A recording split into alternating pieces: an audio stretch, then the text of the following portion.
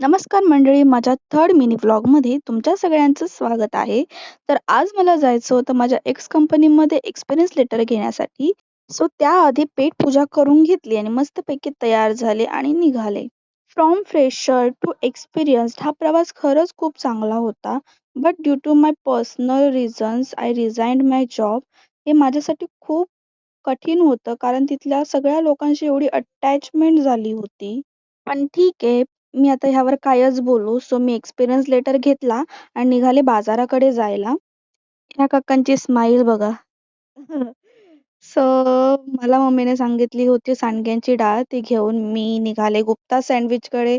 कारण उशीर भरपूर झाला होता आणि मला घरी जाऊन माझ्यासाठी स्पेशल अशी भाजी बनवायची नव्हती. सो मी इथून एक सँडविच प्लस पिझ्झा असं ऑर्डर केलं आणि वेट करत होती की माझे पार्सल कधी तयार होतात आहे. पार्सल तयार झाल्यानंतर मी निघाले घरी जाण्यासाठी.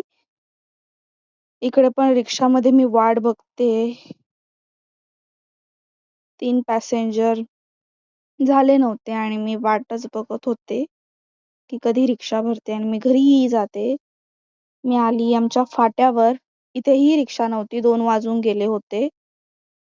फायनली मला रिक्षा भेटली आणि मी घरी जायला निघाली.